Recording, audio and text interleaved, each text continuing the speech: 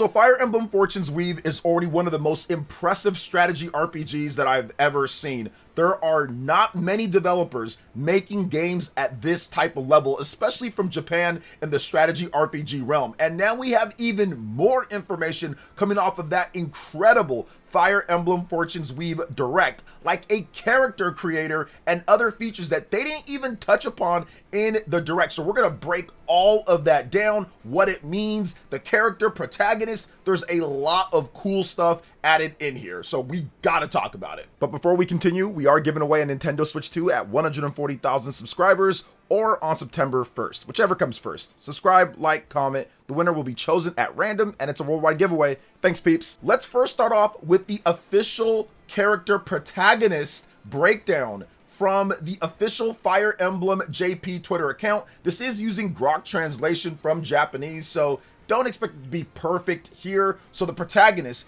Eshmel, the messiah who descended to the perishing land of Dagda at the command of the divine ancestor Sothis. His form calls to mind the emissary of the White Raven that appears in ancient poetic verses. The likes are nameless little flowers, things with lofty expectations, and things that exceed his expectations. So expectations are absolutely paramount when it comes to Eshmel and what they like, which makes sense. They're there to save the land and use what they can in order to bring back the prosperity of the land of Dagda. So I do think that that makes sense when it comes to the likes. Now, here's the cool thing that they didn't talk about in the Fire Emblem Fortune's Weave Direct. There is a character creator in the game. Yes, there is a character creator where you can change a multitude of different things. On the official Fire Emblem JP account, they said this: you can customize the protagonist's appearance and name to your liking. By the way, the default name is Eshmel.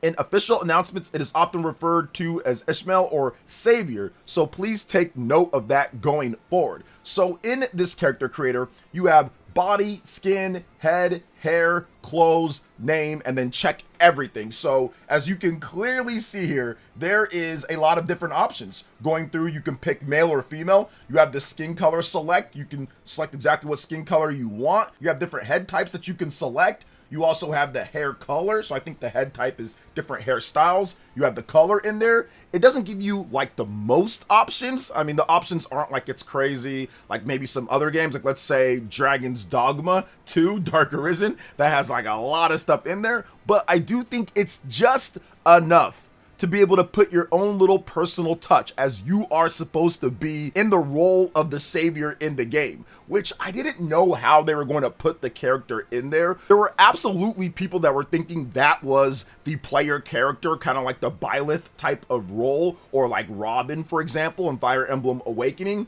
but we didn't know for sure. We just saw those two characters, and we saw them for a snippet in the previous trailer before we got this big blowout of information with the Direct. But now we know for sure what's happening here. So I do like that nice little touch of being able to customize your character to your liking, your hairstyle, skin tone, and what you want to do. So that's pretty cool. I do like that. I think it does add a nice little personal touch on a game that truly is looking to blow Fire Emblem Three Houses out of the water. Like, I am somehow surprised. It has exceeded my expectations when it comes to features and things that they do. I really think that they've done that here. I did not expect a character creator. I did not expect some of the features and stuff in this game. Now, to kind of follow up on the protagonist, Eshmel, we do have the English voice actors for both the male and the female. So Eshmel has been given a Nintendo Today page and will be voiced by Virginia Lee and Joshua Waters. A customizable protagonist, Eshmel enjoys ambitious people of talent as well as small flowers. They are also interested in board games. Our hero, everyone. Shout outs to Yggdrasil. He put up that. So I do think that the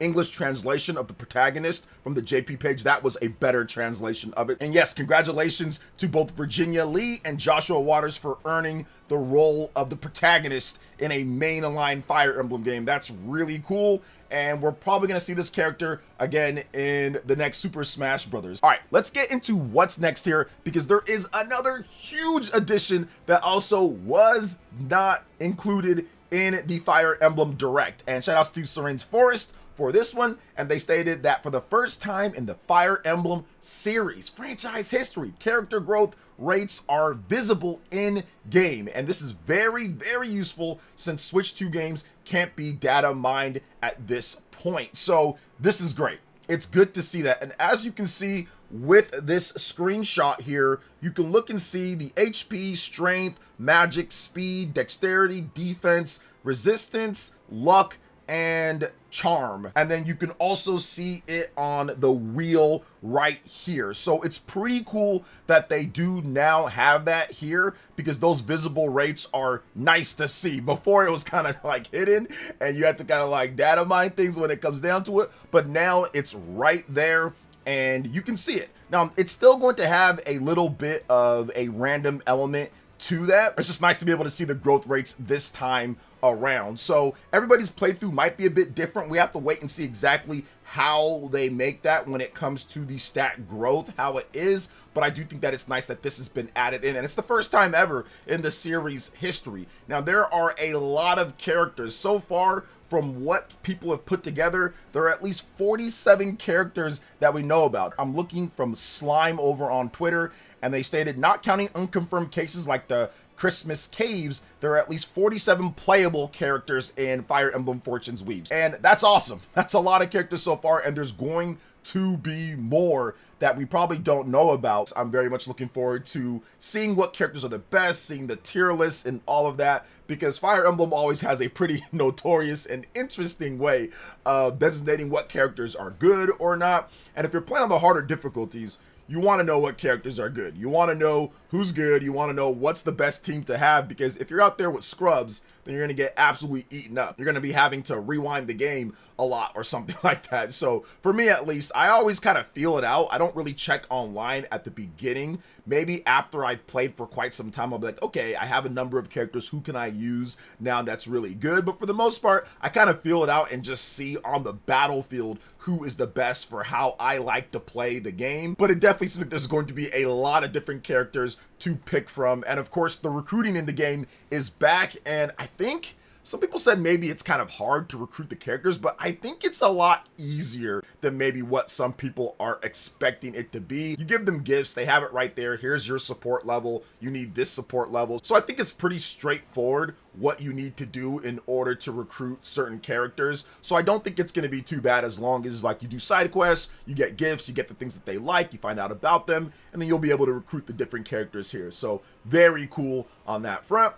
And next, we got to talk about another extracurricular type of things outside of just the game itself. And we've got a Fire Emblem Fortune's Weave manga that will feature in the monthly Saikyo Jump. So the prologue episode 0 will be in October issue of Saikyo Jump, releasing on September 4th. It will also be on the Shonen Jump Plus app. Mangaka is Kuzuro Kyo, who just finished the Fire Emblem Engage manga. So for those who are interested in reading and having that and getting additional backstory, maybe even other stuff that maybe they don't show off in the game, we have this manga here, and I might be interested in reading that. This is probably one of the most that I've been interested in the story and what they're putting together.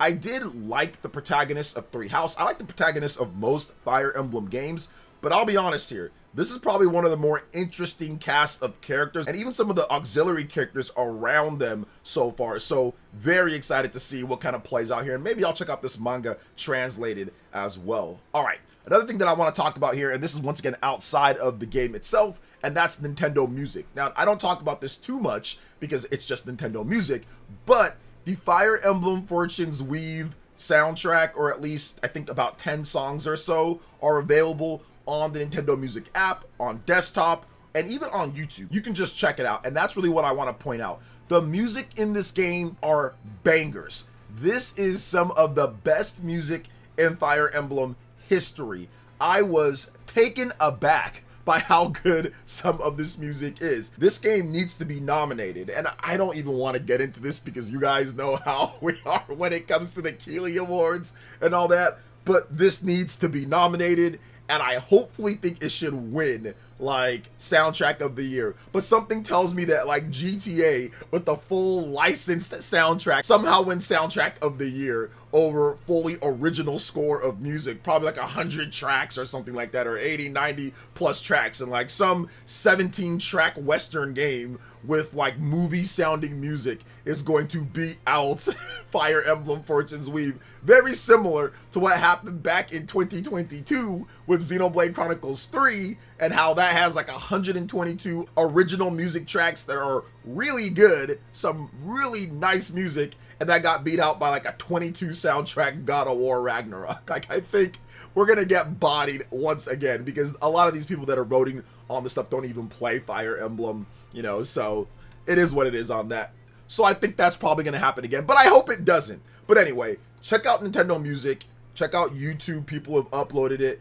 It is a bop. There are like so many bops, so many great tracks, and I think that when it comes to music, kind of tying it back into the game, I think it's very important. When it comes to a long RPG, the last thing that you want to hear when it comes to long RPGs or repetitive battles, like where you have to go into like another battle and another battle and another battle if you're playing the game for like 100 hours plus, is bad music. I think that bad music can be tolerated in other games that are shorter, like a first-person shooter or something like that, but bad music for an RPG, it's a death blow. It can be to the point where you don't want to play the game because the music is bad. You don't want to play it. You just want to just avoid it because the music is just unpleasing. Or you want to turn the music all the way down and turn on your own music and turn on what you want to play. But with Fire Emblem Fortune's Weave, you don't have to worry about that. The music is so good in the game, you're going to want to get into the battles. You're going to want to see new areas. You're going to want to go in and play. Like, it is a unsung hero of JRPG games, at least for me, for playability, of having incredible music. Sometimes I find myself gravitating away from games that I don't think the music is good when it comes to a long RPG. So for me at least, having Fortune's Weave have music this quality, this high of quality, is a good thing. Now, of course, a lot of you guys are probably saying, OJ, it's Fire Emblem. Of course it's going to have incredible music. And yes, but this seems to be just a little bit of a notch above, because I heard the music beforehand with Fire Emblem 3 House and all that, and I was excited. I thought it was really, really, really good. But man, this seems like the next level. Like I said, I love this song. Maybe I like it a bit more than some of you guys out there, but true to his colors, to me, that's like my jam at this point. I think it's really good. Also, Queen's Gambit, very good. Life of Glory, also very good. Like, there's a lot of good tracks here when it comes to it. They just released 10. Hopefully they release more. And I think there's probably going to be like 100 tracks in this game, or there's going to be upwards of 70 plus tracks. I know that. It's Fire Emblem, so you know that there's going to be a lot here. But I think I'll leave you guys on this, and this will probably be one of my other videos. I feel, personally at least, with a full on-cart game, has this game actually justified the higher price tier for a full physical release? Yes, you can get it for 70 physical here in the US, Walmart, Amazon, but how do you feel about that? Do you feel it's done enough with the quality of the music, with the gameplay, with everything that's going on? I'll have a more in-depth breakdown where I go over things and kind of get people's opinions. I'll probably have a poll on the community page, so I'll make that poll too, so you can go vote on it. I'll have a link in the description if I haven't up already, but it should be there, so go check it out. But you guys can go vote.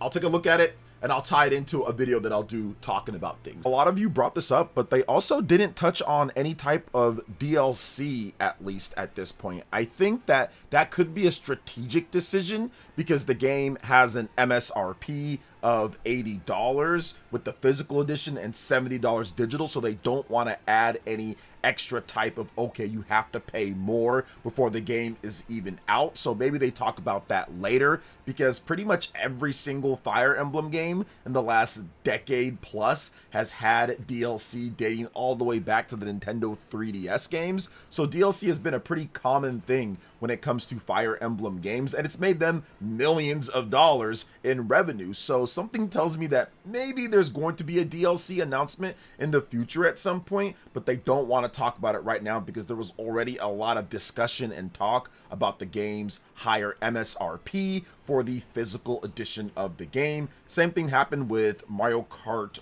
World, where they didn't talk about any type of DLC or any extra pricing, but we all know that it's coming. We know that there's going to be something. So maybe it's the same thing here with Fire Emblem Fortune's Weave.